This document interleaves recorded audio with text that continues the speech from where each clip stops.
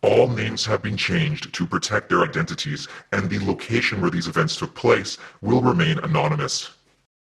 So, the following story is actually something that I've been wanting to share with you guys for the past 3 years, since I first started this channel. And the reason that I've been waiting so long to tell this tale is because of privacy reasons, for my own privacy and for the privacy of others. Meaning, I was waiting for enough time to pass by so I could share this story without ruffling too many feathers. In fact, this is also the story of the third time that I ever tried acid in my life. But anyway, before we dive headfirst into this insane story, I need to, as always, let you guys know that this is a story from my past, and as such, I no longer consume these substances. And I don't recommend that anyone watching follows in past Crazy Adam's footsteps. I'm not making these videos to inspire you guys to try psychedelics. In fact, quite the opposite. I'm making these videos so you can learn from my past mistakes, and you can learn just how, well, dangerous these experiences have the potential to be when you are reckless. In other words, this video is being created for educational purposes and to help reduce the amount of harm around dangerous drug use. According to YouTube's own community guidelines shown here, videos which intend to educate but do not glorify substance use are generally suitable for advertising. The following video does not glorify the use of drugs, is also not graphic since it does not show the consumption of any illegal substances. The following video is strictly educational.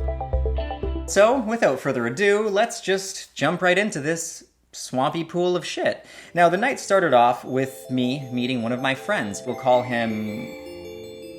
Any ideas? We'll call him Matt, and he said we were gonna have a little get-together, get a bunch of people over, and I don't know, have a little party. So I was at his house, we were having a few drinks. I think I had 4 or 5 drinks, and more people just started trickling in. And I guess we were all getting kind of tipsy, and someone suggested that we go and find MDMA. Matt was a very outgoing guy, and he kind of takes pride in being the host and the leader of the group. He was like, oh yeah, I can handle that. You know what, I actually have a really good friend who's a drug dealer who just lives around the corner. Why don't I give him a call, and then we can all go walk down to his house and get some ecstasy. We were on our way walking to his house, got up to his door, and Matt turned to us and he goes, yeah, so what I was talking about earlier, well, he goes by the name of the Joker, and you'll see what I mean in a second. Within moments, the door swings open, and right before me was a man wearing a purple suit with green hair and a face with full-on Joker makeup. It's gone. He was very welcoming for a drug dealer. I mean, he let us all right into his house, and upon entering, I realized that he really took this Joker shit seriously. I mean, there was pictures and posters and even, framed portraits on the walls of the Joker. But not only that, there was guns. Not real guns. What appeared to be fake, like, black Tommy guns, just kind of scattered out all around the house. I saw a couple on the couch, there was some on the tables. It looked like they were full on having a costume party, except he was the only one who was dressed up in costume. What happened? Did your balls drop off? It was really weird, I'm not gonna lie. I've never seen anything like that in my life. I mean, props to him for having the balls to dress up as the Joker. I was like, I don't mean to be rude, but do you do this all the time? Are you always dressed up as the Joker? He was like, yeah, I try to be as consistent with it as possible. I mean, my girlfriend does my makeup, so as long as she's over and I can get my makeup done right, then, I try to do this every day. And I'm just like, oh, yeah, cool. Sweet, man. Sounds awesome.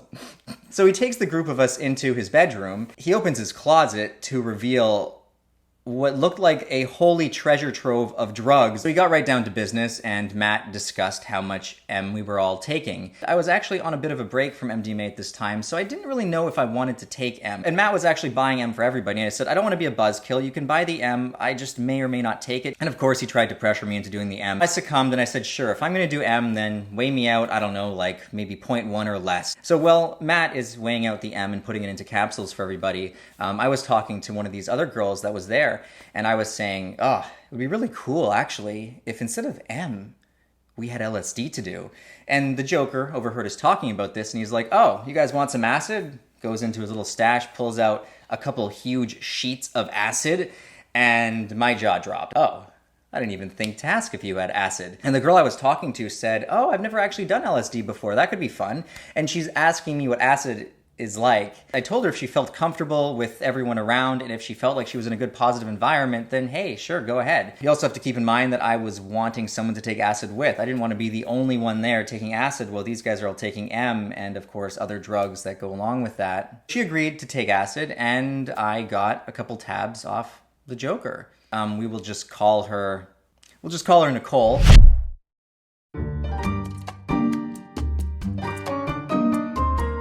So Nicole had her tab, I had my tab, we gave a little cheers to the tabs. took a deep breath, and down the hatch it went. Now, I actually had met Nicole before. I met her a few times when hanging out with Matt. So there was definitely some rapport there where I felt kind of, I thought she was a cool person. I felt comfortable taking acid with her. It didn't make me feel uncomfortable. Mind you, the fact that I'm in some kind of crazy dude's house who's dressed like the Joker and taking acid, yeah, that's kind of weird. I mean, that doesn't really sound like the best environment. Let's fast forward about 35 to 45 minutes in, and the effects of the LSD are slowly starting to creep in and manifest in the form of skin sensitivity. I remember I told Nicole to put her hands out, and I said, can I touch your arms? And I was touching her skin, and I was asking her questions like, how does that feel? Does that feel weird to you?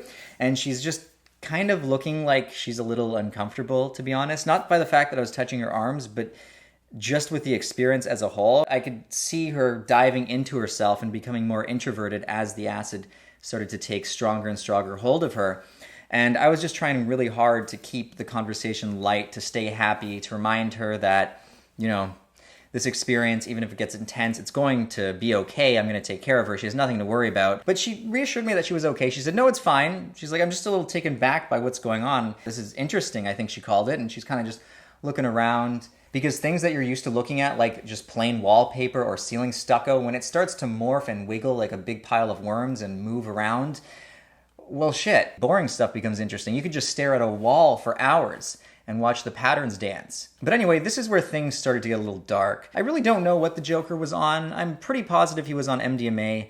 I'm not sure if he was on acid, but he decided that it was going to be a good time to get everyone to snort lines of ketamine. Now, I had never tried ketamine before, and this Joker guy is getting out his baggie, big baggie, and he's making these lines for everybody. He did a line quickly, and he's all like, oh, loving it. And then there was this other girl that looked like she was maybe dating Matt. She does a line, Matt does a line, and the Joker proceeds to explain to me how amazing it feels to be on ketamine and acid at the same time. I was just like, no, I mean, I'm good. The acid's coming up. I'm enjoying this feeling. I don't really want to mix more drugs in with this. Plus, I've never tried ketamine before. I probably shouldn't be trying it for the first time while I'm already on something else. He told me I'm going to feel great and I'm going to regret it if I don't do it. And I was just like, no, dude, it's fine. I tried to let him down without offending him because in his mind, he's offering me free drugs. But then he just keeps pushing and pushing and pushing. I don't know if you guys have ever had this where someone's really trying to pressure you into doing drugs. Like, seriously, dude.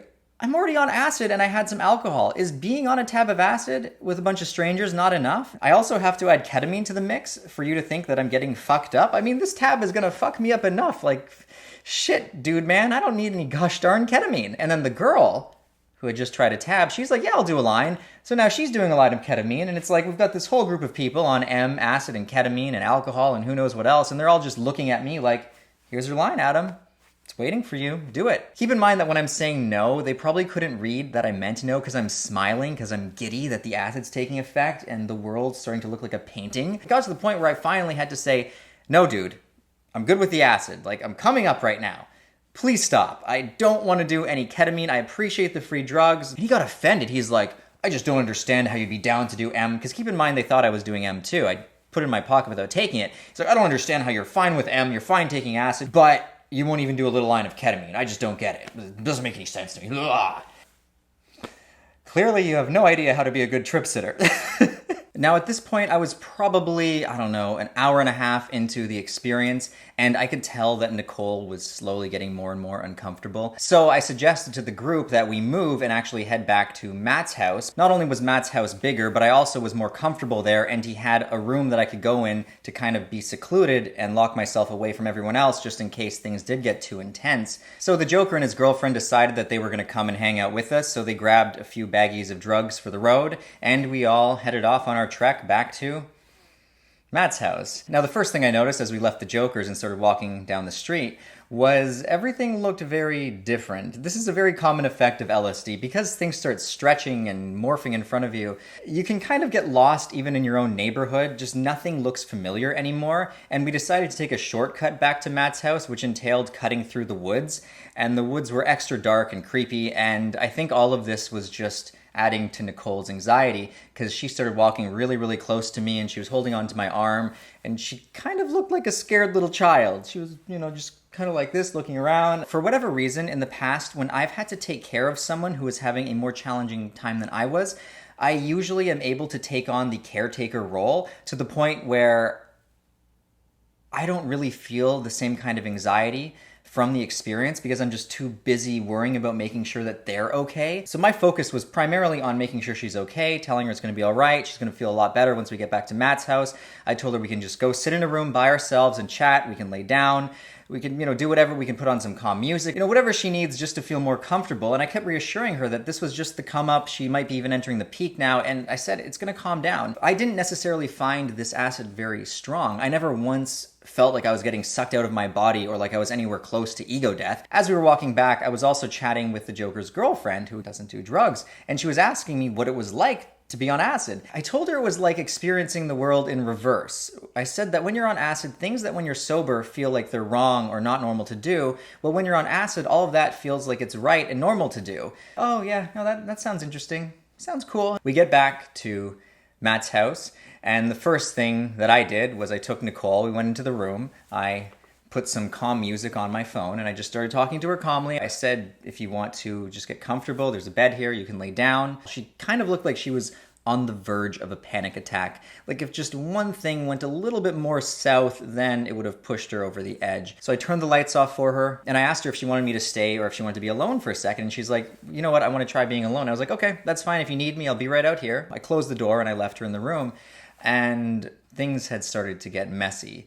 The first thing I noticed was one of the girls that was initially with us, she was a bigger girl. Well, she was just laying on her back on the ground like a starfish, head back like this, jaw open like, is she fine? Is there something maybe wrong with her? And the girl that Matt was trying to get with, call her Crystal. Crystal's like, oh, no, she's fine. She's just in the K-hole. Oh, okay, K-hole. Now, I didn't really know anything about ketamine at this time. What's that? And they're like, oh, she did too much K. She's just passed out for a bit. She'll wake up. Don't worry, it's not dangerous. Okay, fine, K-hole. Great. Looks like she's dead, but yeah, whatever. Just step over her body casually then. And before I could really join the party and start talking to anyone else, Nicole opened the door and she was kind of like motioning for me to come back and looking scared. Went back, tried taking care of Nicole, again reassuring her, telling her everything's gonna be okay, this is gonna pass. Reassured her that no one's ever died from taking acid, and I said, you're gonna be fine. I said, look at me. We took the same tab, I'm completely fine. She started saying that she just wanted it to end. She wanted it to end. She couldn't take it anymore. And I was just like, well, listen, there's nothing I can do to make it end. I wasn't aware of things like benzodiazepines at this point. Things like Xanax or diazepam, which can actually help calm your anxiety down and kill a trip. What I should have done is asked the Joker if he had any benzos on him. I was also starting to realize that she did mix the MDMA with it as well. So this girl was on M, probably alcohol, I don't know. She had taken a line of ketamine that might have been mixed with meth and acid. So it's safe to assume that she was starting to have such a dark trip because she had mixed like 4 different drugs together, which is a massive no-no, especially if you've never tried acid before. And that's when things started to get even worse. All of a sudden, while I was in the room, just sitting with her, I started to hear Matt and the girl, what did I call her? Candace, Crystal, we'll call her Candy now. So Matt and Candy are pretty much screaming at each other. But Matt's screaming in a very strange way. It sounds like he's joking, but he was saying some very vulgar things. He's screaming things like, oh, so you don't want me to F you in the ass, or do you? And she's just like, no, Matt, I don't. Like, get away from me. He's like, oh, so you do want me to F you in the ass? And she's just like, no, Matt, I don't. Can you leave me alone? And Matt's just getting louder and louder. He's like, what? You could just tell that he was totally belligerent. I'd bet money that he was also doing lines of coke at the same time. So he's probably mixing MDMA, coke, ketamine. Ugh.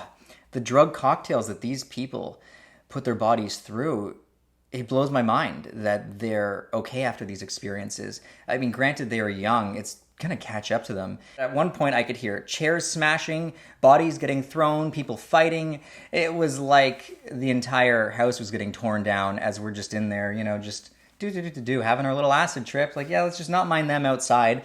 But of course, the more Matt was screaming, the more and more scared Nicole's getting. And she's just saying stuff like, I wish they would just shut up. Like, they're really freaking me out. They're scaring me. Can we go somewhere else? Talk about a recipe for a bad trip. I mean, this girl's never tried anything like this. And there's people in the other room screaming, wanting to kill each other, fighting, things are getting smashed.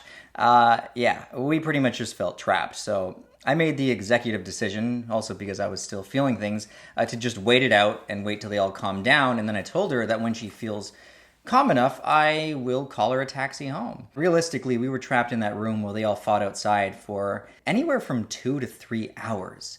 As soon as they did fall asleep and I couldn't hear anybody talking anymore, I grabbed Nicole's hand and I let her out the door, called her a taxi, and that was actually the last time that I ever saw Matt. Now, stories like this, I always try to end off on a positive note. I try to make it so there's some educational takeaway. If you're going to try a psychedelic for the first time, make sure you are with people that you are comfortable with. Make sure your set and setting are good. You know the whole spiel. I don't have to tell you. Again, I talk about it in all my videos. And definitely make sure that you're not combining acid with like 3 or 4 other drugs. That is a recipe for disaster. Since she was on M and the acid, when you have that combination, it actually potentiates the acid, so it makes it a lot stronger, meaning she was most definitely having a way more intense trip than I was. Moral of the story, as with all of my stories, is please be safe and don't just trust people who seem nice who are trying to push drugs on you. For all you know, they're cut with something. Meaning you always have to test every drug before you take it, which is why I always include a link to a test kit in my video description, which is kind of the only way to kind of be safe. I mean, it's not even 100% safe, but at least it's just better than blindly believing what someone's giving you. But anyway, if you enjoyed this video, you know what to do. Hit that thumbs up thing, leave it a like, leave a comment below, let me know what you'd like to see next. We are mega super close to our milestone goal, which I've been talking about for like 2 months, but we've never been this close. If you guys want me to reach it and up the quality even more, check out our Patreon page. When that happens, these videos are gonna go next level awesomeness. Link to Patreon at the end in the descriptions and the comments. Until next time, stay safe guys, take care, and I will see you guys all in the next video. I have some really awesome stuff planned. Ciao.